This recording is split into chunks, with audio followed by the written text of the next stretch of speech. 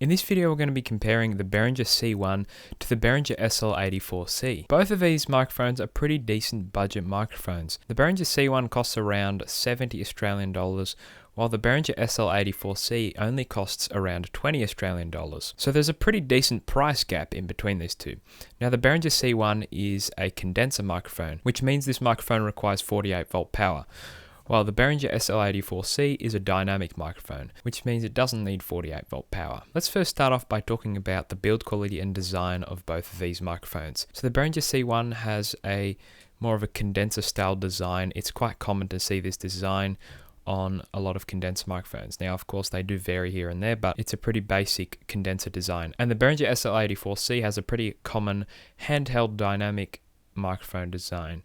So they're both pretty common designs here, and the build quality of both of these microphones are pretty good. They're both made out of metal.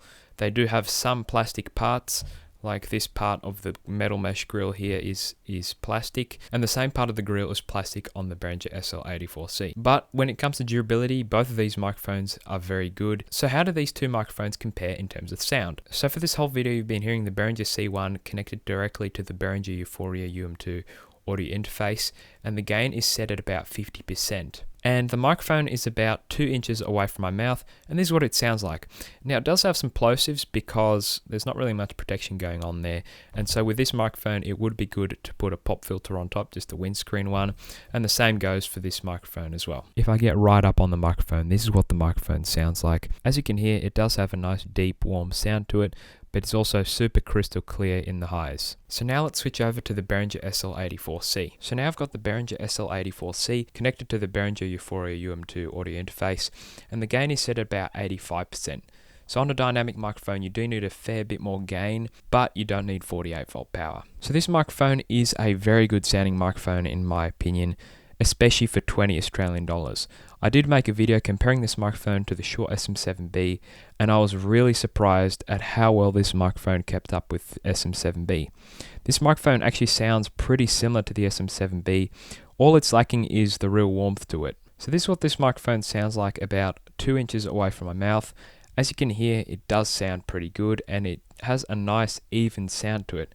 And if I get right up on top of the microphone, this is what it sounds like.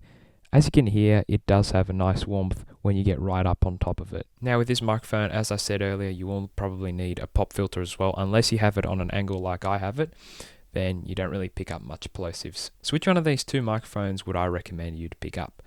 Well, the Behringer C1 is obviously a fair bit more expensive, which begs the question, is it actually that much better than this microphone?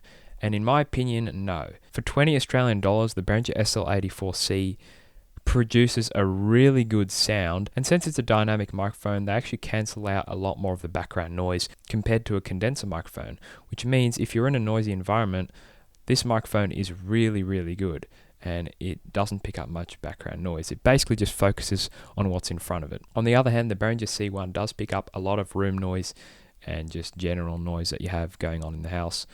So that is one thing to keep in mind. But the Behringer C1 does sound really good, and it is a very good sounding condenser microphone for 70 Australian dollars. Unfortunately, the prices on the Behringer C1 have gone up a fair bit, but if you can snag it for around 60 Australian dollars, which I personally got mine for, then it's a pretty good deal. So hopefully this video did help you out in choosing between these two mics. Both of them are phenomenal microphones for their respective price range. So thanks for watching this video, and I'll catch you guys in the next one.